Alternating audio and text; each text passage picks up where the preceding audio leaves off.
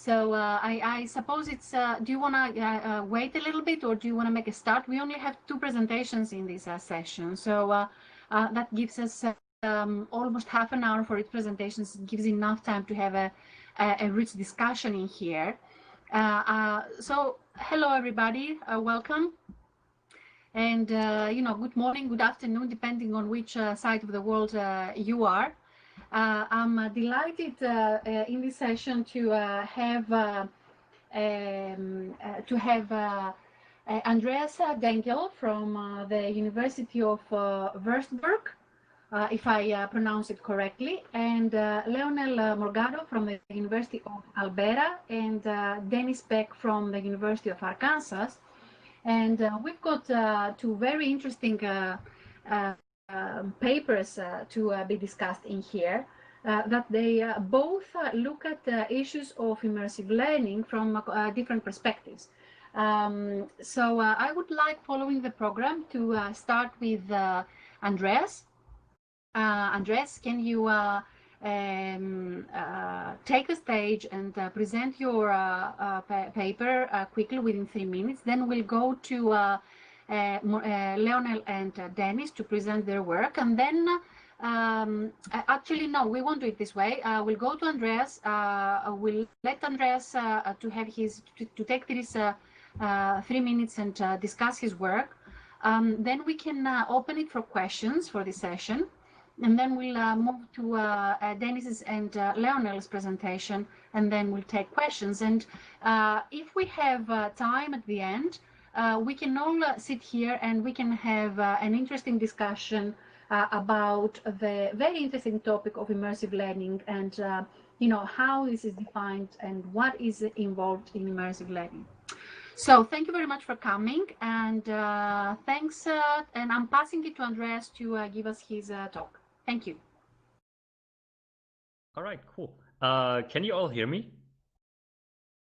Yes. Yes? Yes. All right, cool. I think I have to sit down as well. Yeah, okay, cool. Daphne, can you put the slides on full screen?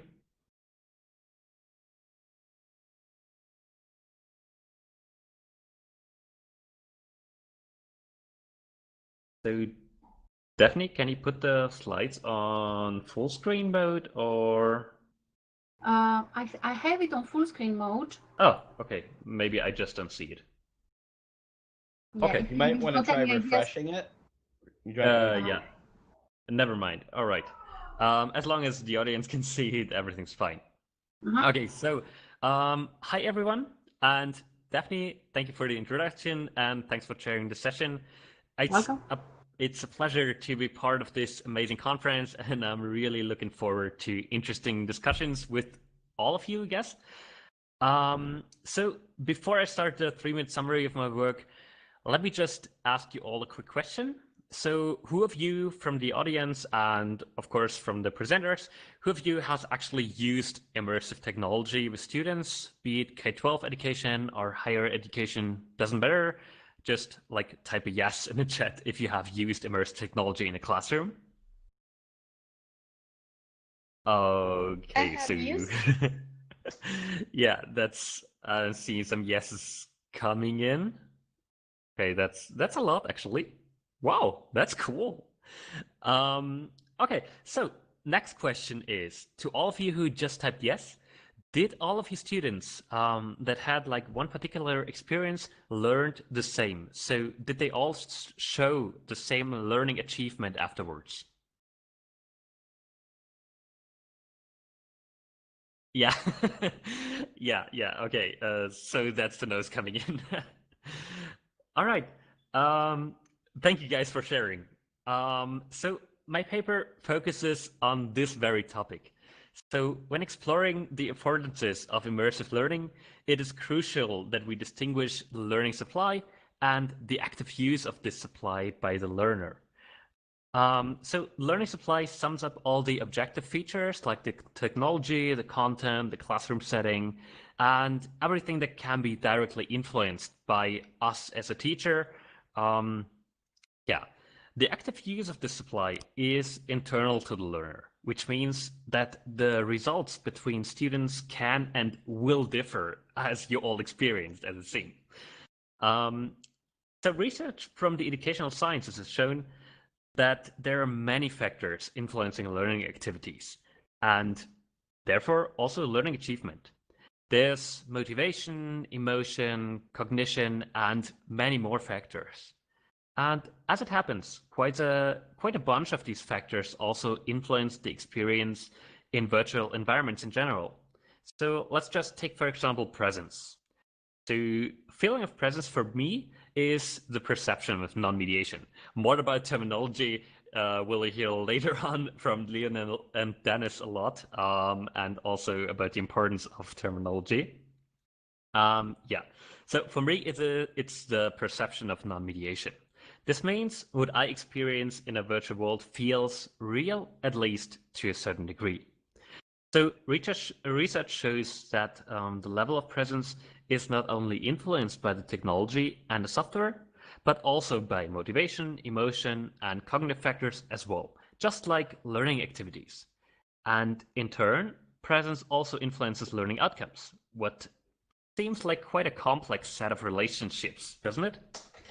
So in 2018, at the IEEE TEL conference, Jutta and I, we introduced the educational framework for immersive learning. This framework tries to take these factors into account as a theoretical model for exploring and a bit of explaining immersive teaching and learning.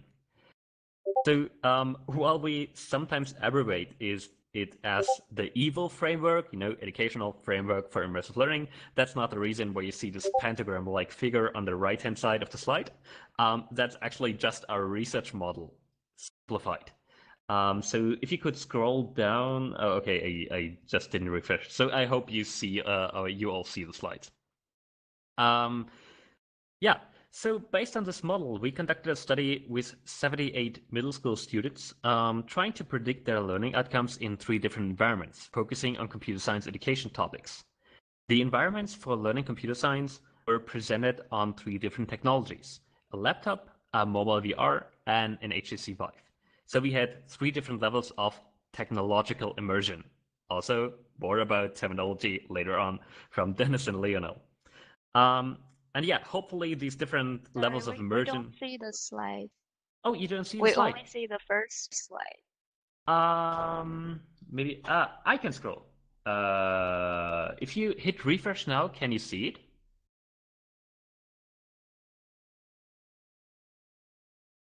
I can scroll from the from inside it. If wait a sec. If I take ownership, can you see this now? If you zoom in the middle screen and hit the refresh button, it should come up. Okay, I see. There's a scroll bar on the right. Okay, now I can see the other slides. Thank you. All right. So everybody can see the research model thingy now?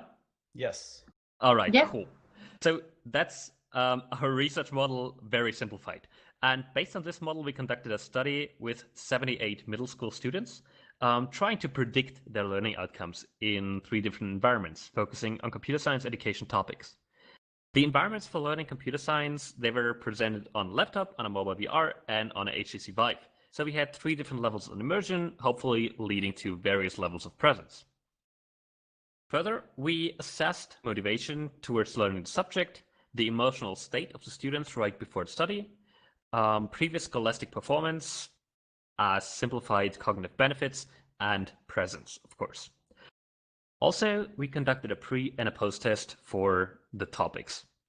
We analyzed the results using a path model approach to take all the nested relationships from the theoretical framework into account. I will present just a few of the results because of the short time, but you can find everything in the paper or also in the video if you want to. The findings show that immersion, represented by the little computer on the top left, affects presence, the eye in the middle, together with the current emotional state of the learner. That's the heart on the lower left corner. And learning outcomes, that's the little medal on the lower right corner for, achievement, They were influenced by presence as well as by the pretest score and previous scholastic performance. And those I summarize here as cognitive benefits visualized by the brain in the research model.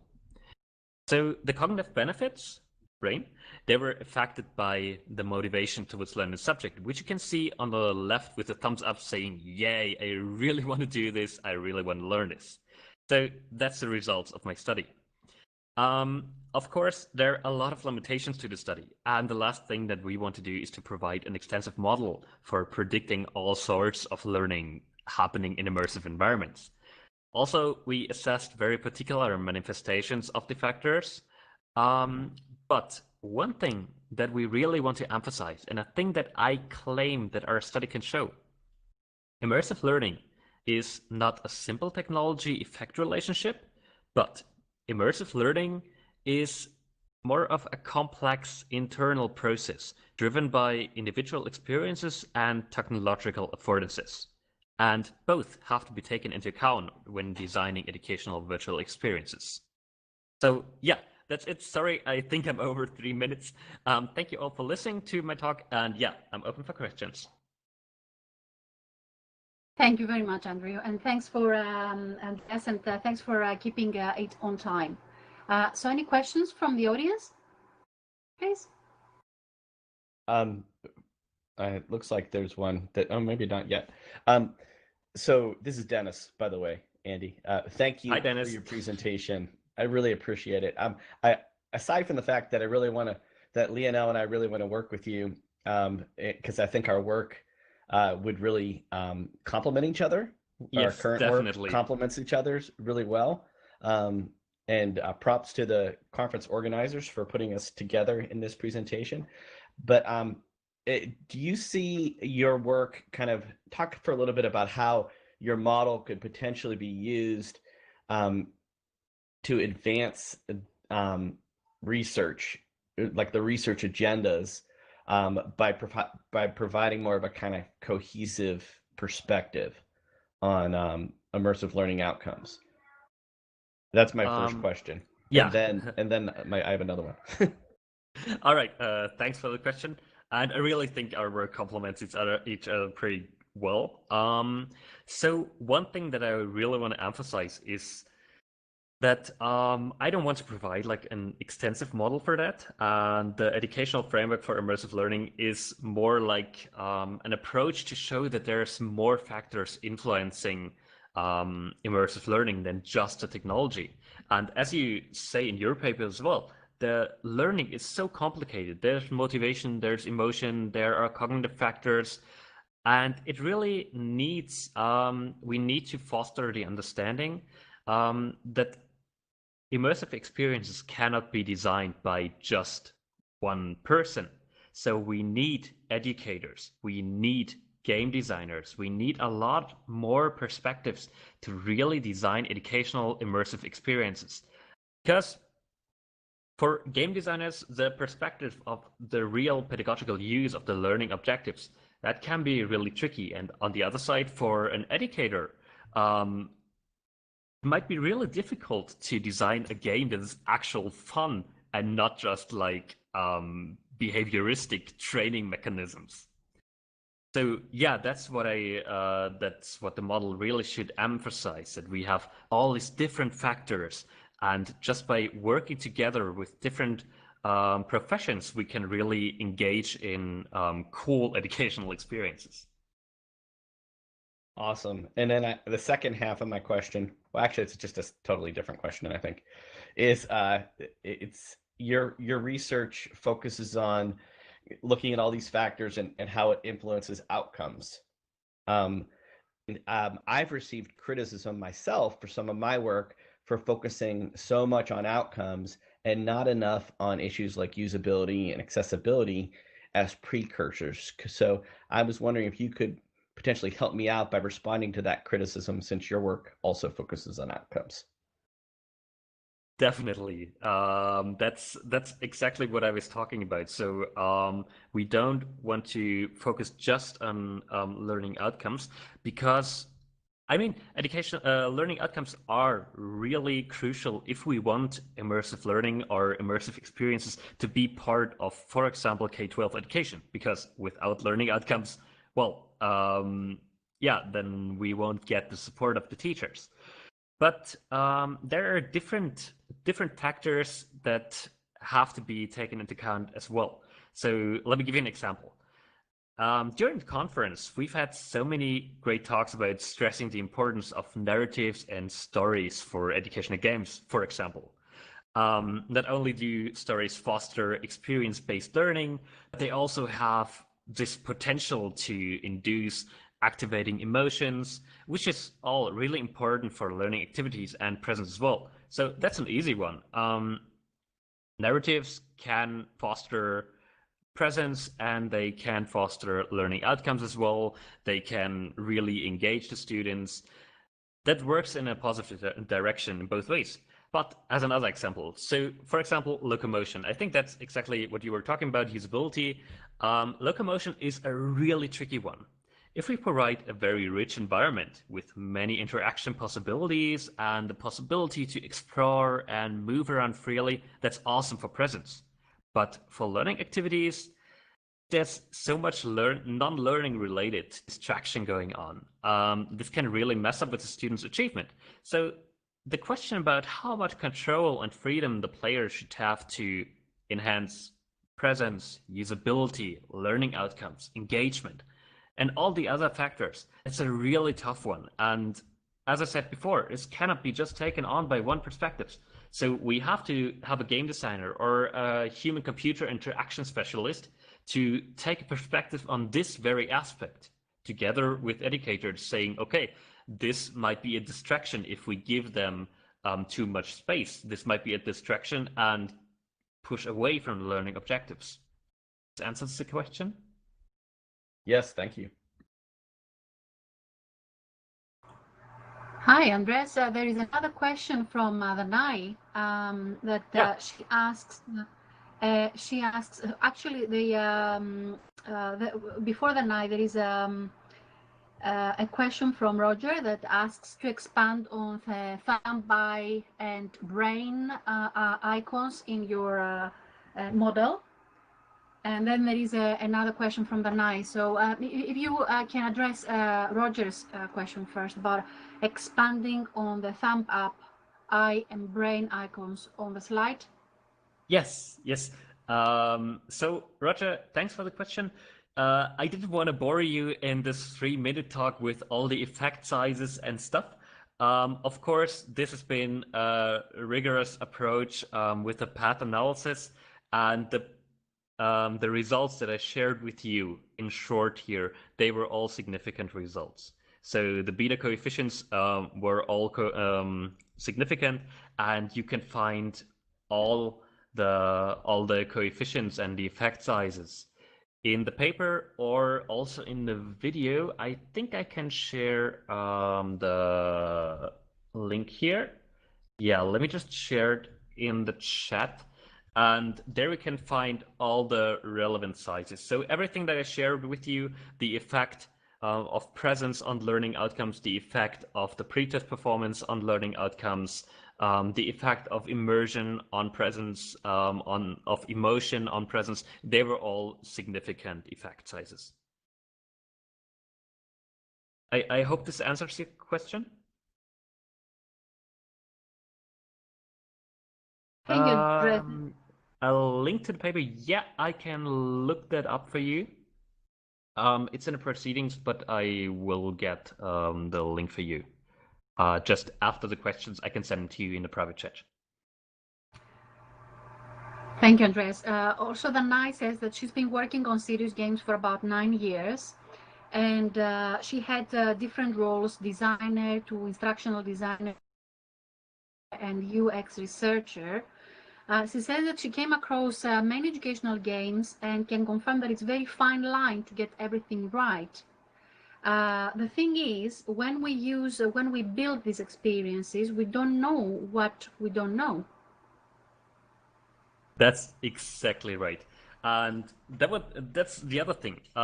So teachers can and they should design educational virtual environments. So I speak from a perspective of educational sciences, as I'm currently teaching a course myself where students, pre-service teachers, they design their own virtual experiences using CoSpaces.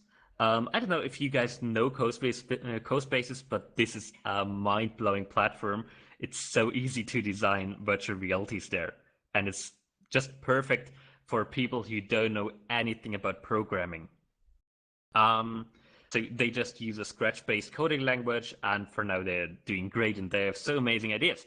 But of course, when it comes to really using it in a classroom, we need the different perspectives as well. So that's what I really want to emphasize here, that we should not, especially like you say, we don't know what we don't know. So we should integrate the different perspectives from the beginning on. So just an example, we will have next semester, we will have a cooperation with University of Westminster, also where Daphne is from, but with a different chair. So we will have a cooperation there where game designers from London will come to us, well, game design students will come to us to Würzburg, Germany, and share their expertise with my pre-service teachers, and they both can collaborate. And I really hope that they see that this can be beneficial in so many ways.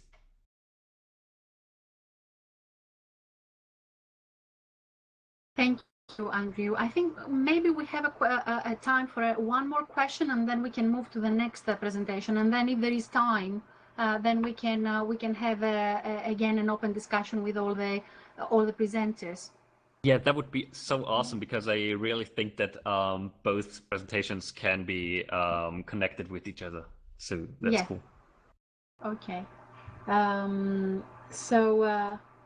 Provided that there aren't any other questions, I think we have to give an applause to Andreas for the very interesting presentation and move to the next presentation. So thank you very much, Andreas. It was very inspiring. Thank you.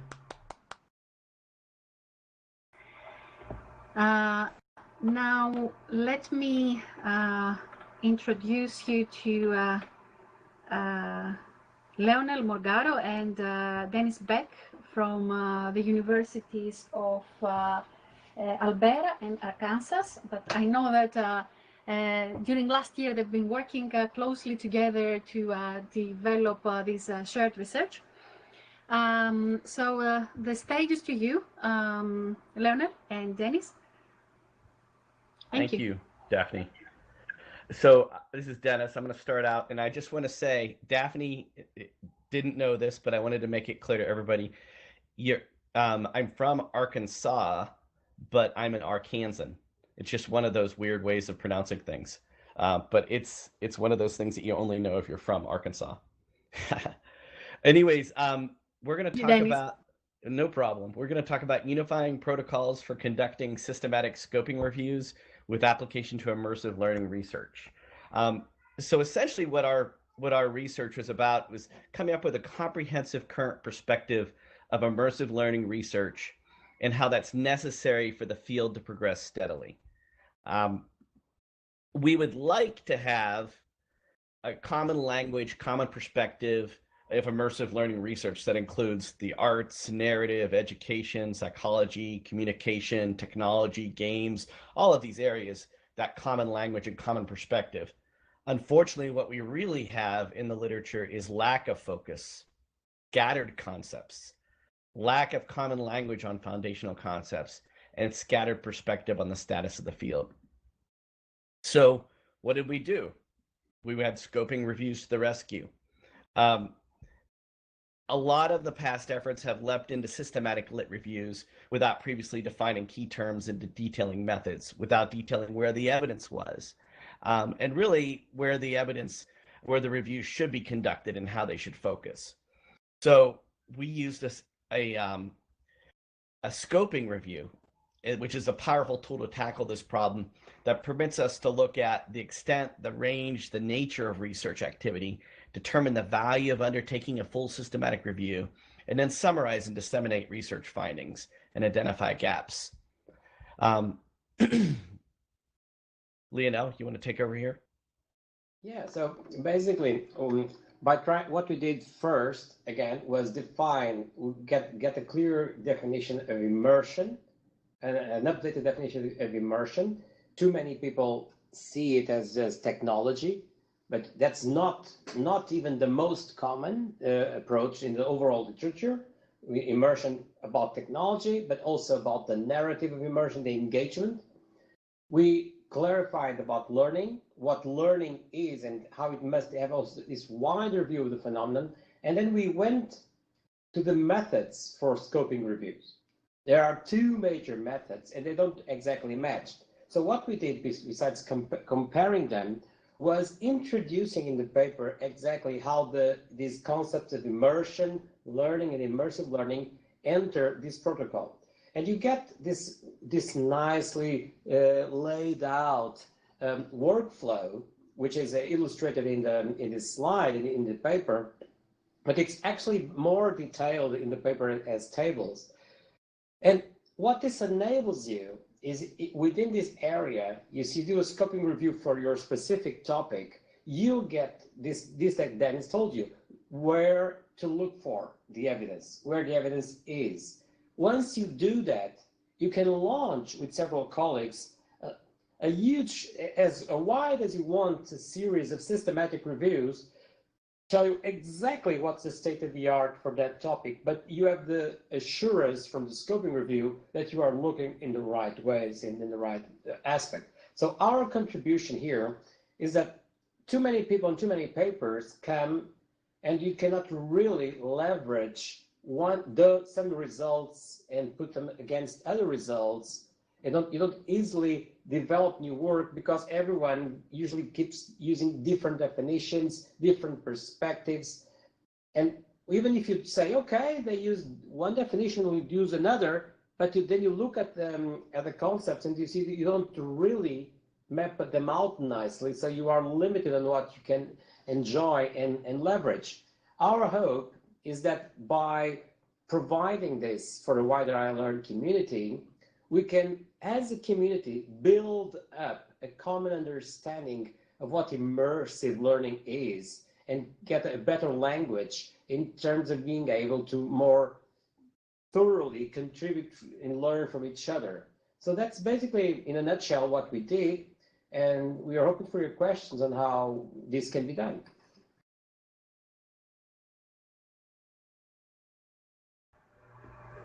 Thank you very much, Leonel. Any questions from the audience? And I thought of another image potentially that could help explain our work that I'm going to quickly try to upload, if that's okay with you, Daphne. Yeah, that's absolutely fine.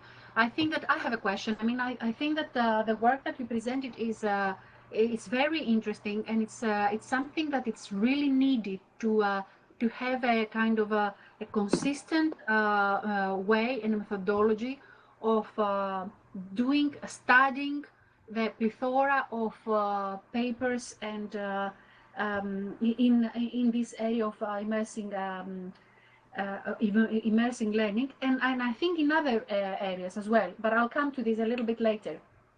So one of the questions that I had is, why scoping review instead of systematic review, and why don't we just do systematic reviews?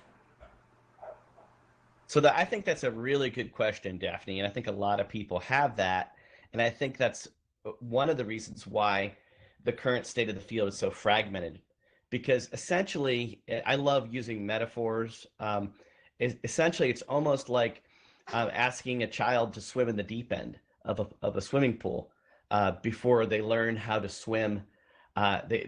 Before they learn how big the pool is, what the different depths are, kind of the dimensions of the pool, perhaps other obstacles in the pool. And learning kind of about that pool, that bigger pool. So I don't know if that helps explain it. Leonel, do you want to tackle that too? I love that metaphor, but I think I can now complete it with a more applied version. So for instance, if you if you send 10 students to do 10 systematic reviews of the same topic, you sometimes get wildly different outcomes. And that's exactly the opposite of what you'd like from a systematic review. You would like to have a notion that you now have a clear-cut vision of the field. So a scoping review tells you where the evidence is. By just doing this survey, this scoping survey, you realize that the kind of keywords that you need to use, the kind of outlets where the papers have been published, the themes and the focus that are happening, you get all this nice perspective of where the evidence is. And that tells you then that, okay, I'd like, for instance, I and Dennis are conducting a scoping review on the uses, practices, and strategies of immersive learning, research. And once it completed, we will embark on separate systematic reviews. Since when we finish the scoping review, we know where the evidence is. Dennis intends to do a systematic review on the use of immersive learning with vulnerable communities.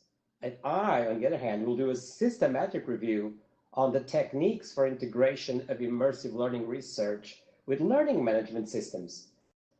So we will do very different systematic reviews, but with the assurance that we have now found out where the evidence is and where we must look for it. So this is the value. Exactly. And I think another thing that doing the scoping review helped us with was coming up with common terms. And this was something that Andy referred to several times. We found that the field is so divided, even just on a simple definition of what is immersion, that it wasn't even helpful. To give you an example, a third of the papers we looked at in our scoping review had no definition at all of immersion. 58% of them looked at like the Slater definition of technological fidelity. That was how immersion was defined. And then others kind of looked at things like engagement and interaction and narrative and things like that. And that, just doing that in a scoping review helps you to come up with a more comprehensive definition. If you look at our video, we go over that as well as in our paper. Also, we kind of go more into depth on the definition in an upcoming publication in it's Jukes, right? Isn't that the Jukes one, Leonel? Yes, it is. So on this paper, we basically have a paragraph or two saying, look, researchers have been researching immersion for like 20 years. There is quite a consensus on it, and it's not the narrow view of the technological immersion. The majority is not that. So we actually published that and said, look, even in 2019, as early as last year, there is a very nice summary. There are very nice summaries of what immersion is. Here it is. In the protocol, you'll see it's like the second step. It's clarifying these terms. And then you need to go to the criteria. We have a second step in the protocol, which is about what are the criteria to conduct the scoping reviews. And we explain how these criteria come down and get stabilized from the definitions and from the peers, the peer experts that must be involved in doing it. So overall, it will give you a much more solid approach to doing this surveying. So someone is asking, is there a link to the full paper? Yes, it's in the proceedings. It's in the proceedings. So I can put the link in the chat right here. Leonel, thank you very much for this. And I'm just thinking that if you talked about looking at the term immersion, and I was thinking of looking at the term learning, that it's even more, research for a longer period of time with, again, divided views of what exactly learning is. And, looking at the way of using the scoping review of doing this is a very interesting approach. Another sort of question that I have is that should we use a three-dimensional definition of immersion or learning or any other, if we see the use of this method that you are providing in order to do a scoping review of gamification? I would be very much interested to follow your approach, to look at gamification, to look at learning with serious games, for example. So should we use a three-dimensional definition for immersion or for any of the other terms that we are doing the scoping review about? Well, the three-dimensional definition of immersion is the current status of is the current state of the art in the literature. Okay, so there are many approaches and many other let's say alternative dimensions, but the state of the art does show how those alternatives evenly map out and get subsumed in this. So this could change in the future. Basically, the literature will tell you the approach. For learning, which has been running longer, much longer than immersion, what we remember in our paper, people, is that unlike sometimes people get a narrow approach to learning. For instance, learning as a cognitive process, learning as competence display. And what we recall, people, is that the current status of what learning is in terms of research is much wider. That's why we have that symbol there. People are seeing it. We have that circle saying that the current view on learning research is as a phenomenon where you can look at the aspects of learning, you can look at the processes of learning and the content, but all of this takes place in a wider context. And that context includes cognitive aspects, social aspects, biological aspects, organizational aspects, and several others, and can even be seen not properly as an individual phenomenon, but a phenomenon occurring in a group, a phenomenon occurring as a network rather than individual nodes. There are many perspectives about learning, and it is important that you, when doing a systematic or scoping review or other kind of review, don't just glance over this, but actually, and that's why it's one of the steps there in the process, actually decide which aspects of your definition you're going to consider to map out your keywords, your criteria. If that becomes explicit, then your results are interpretable by other people. Other people can judge how your results are useful for them or not.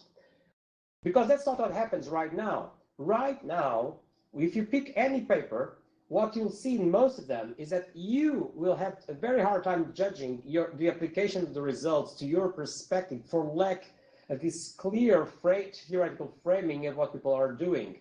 Learning has this problem, and immersion has this problem, and we here as a community of researchers and research interest parties on immersive learning should do well to provide this support and continuously try to build that so that we don't, let me be very blunt here, we should try and avoid the missteps of the games for learning communities, which have over the years repeated the same errors, the same issues.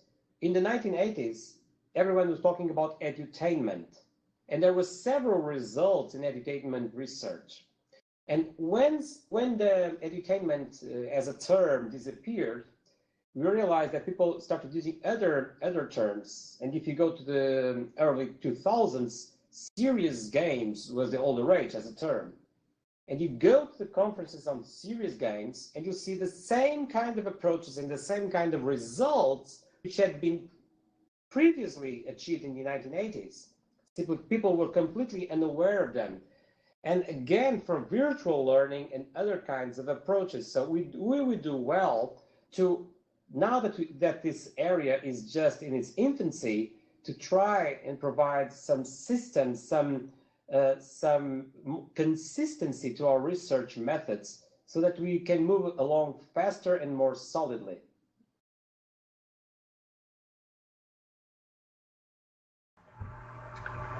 Well, thank you very much for this. I totally agree with you. And there are some comments here in the chat discussing exactly of the common definition and processes and connecting it to practice. So, do you think that how can we contribute to a common research language for immersive learning research? I have to reply because Dennis just texted me in private saying his sound went out. Dennis, is that correct? Are you still without sound? I suppose so. Okay, so I think what you asked just maps nicely with what Jonathan entered in the chat, and Andy is also asking to add a comment. So Andy, please do interrupt my voice at any moment. So I'll answer your question, Jonathan. Jonathan in the chat is also asking, how can we relate to the weight in how industry and marketplace defines the practice and the language? So here's the rub. The industry has an incentive, all industries have an incentive to change the language at every possible moment, because that provides differentiation, that builds up enthusiasm.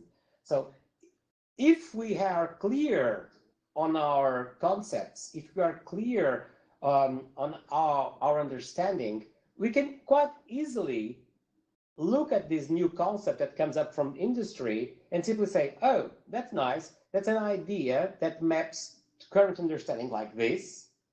Or we can say, interesting. We hadn't thought of that before. So that's a new understanding. But we can only do that. If our concepts are solid and clear and exhibited.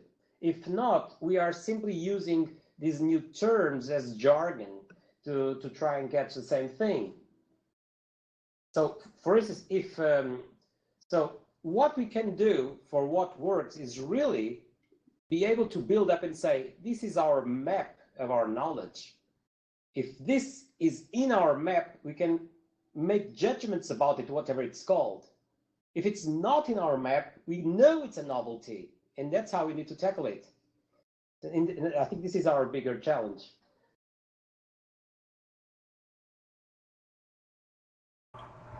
I agree with you. Andreas, do you wanna add the comment that you had? Yes, please. So, while I really appreciate clear structures and clear terminologies, as Leonel and Dennis added at the beginning of their speech, or at their video at least, we have so many different research areas. We have arts, we have psychology, we have educational sciences, computer science, and so on and so on. And at least in my belief, it is not possible to get one definition for a term that works for all. So, for example, for the educational sciences, as I said before, it's very useful to have this clear distinction of immersion as being a technological characteristic, as, for example, as Slater states.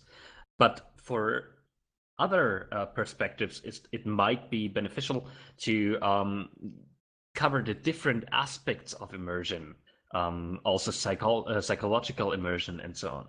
I think the only important thing is that you define the terms, especially in terms of immersive learning. It is so important that you define what do you understand in this paper in your area of research as immersion. Do you mean technological immersion, or do you mean the whole area of what immersion can be? Same for learning. Do you mean cognitive outcomes, or do you also want to translate this to, I don't know, behavioral change or something like that?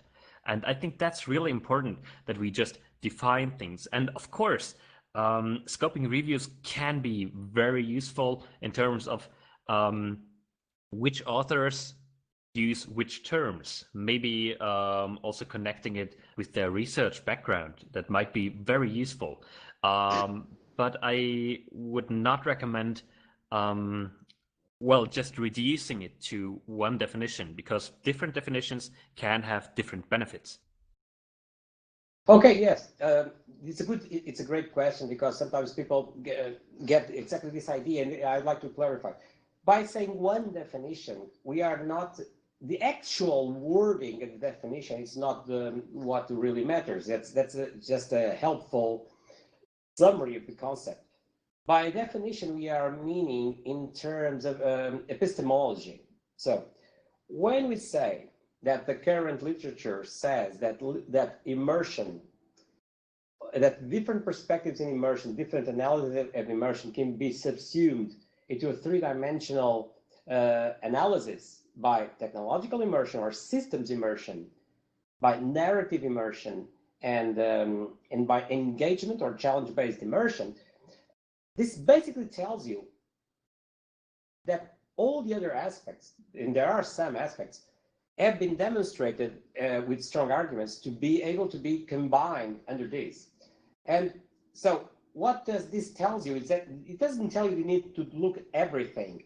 It tells you that if you look at only one of these dimensions, that is your focus and that is your contribution. Actually, we have an upcoming paper which has been already through one round of reviews and most likely accepted for publication within a month or two. We're just waiting for the final outcome from the editors, but the first outcome was really good, and we just answered the reviewers, where we analyze the uses of immersion for learning over 20 years in 46 surveys of the field. We collected thousands of accounts, organized them, combined them, and we show how, for instance, you can have some uses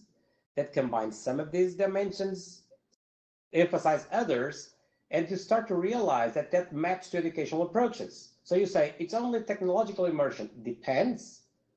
For instance, if you are looking for some kind of educational uses, yes, technological immersion is the most relevant. But if your focus is, for instance, also in driving the user's actions, then suddenly you cannot simply use the technological immersion. You have to provide some engagement guidelines or some narrative to provide some context. Sometimes you ignore part of that intentionally. One of the things we realize, for instance, is how little immersion that used lots of technology, but little narrative and some challenge, how little it was being used, but it was being used. And so it does provide you insights on alternatives for what you're doing, because you are no longer have a narrow vision of your options. You realize there are more options. Yeah, and I just wanted to touch on that, Leonel, and I mean, it's kind of in the similar way that you teach students to do a lit review. It's the funnel approach. You start out general and you kind of narrow down to the bottom of that funnel, correct? It's similar in this way. We want people to be aware of that broad aspect, all the different facets of immersion.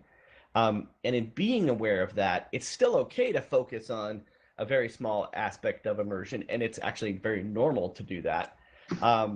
However, if you're not aware of the broader aspects of all the different aspects, your research can often be very limited to your particular field and not have applications to other fields. Whereas if you're more aware of those others, the applications can be multiple. Go ahead, Leonel. Then we completely forgot to address why we started doing this in the first place, guys. Sorry. That's right. Well, we started doing this because of the frustration we had over decades of a bad learning research. Let me tell you what bad learning research is, and it has to do with outcomes, Handy. So over the years, educational technology has learned how to distinguish good and bad research in one aspect. The aspect is this: when you try to measure outcomes, but you don't know what you are measuring, the results are all over the place. So what do I mean by this? Typically, this happens in education in general. If you are measuring, let's say, I want to measure the impact of using this game, and you say, I had a group which used the game and another group that did not use the game, this is bad research. Because in education, we know that the game itself is not the main element to be considered. The game, the desk, whatever you are measuring it with specific people, in a specific context, with a specific history, with a specific teaching approach, within a specific organizational context. All of this impacts learning, as you've shown in your paper. So when people don't bother to say, this is the entire set of characterization of what I'm measuring here, I can be measuring only, for instance, the grades, or I can be measuring only the participation level. I can be measuring only one thing or two, but the point is, if I don't characterize all the learning relevant aspects, that doesn't map out. 10 people will do the same experiment, and you can get results all over the place. We have seen this error being done with countless educational technology for the past 30 or 40 years. And so, the solution, which has also been known for at least the 1970s, is that when you want to analyze effects, you must look at all these dimensions of learning that matter and say, these are the circumstances, this is the context where I'm trying out this technology, the process, the method. This is where it's being tried out. And if it works well, you can say, nice, so let's try it again in the same context. And if something changes, I am aware something changed, and let's see if it still works.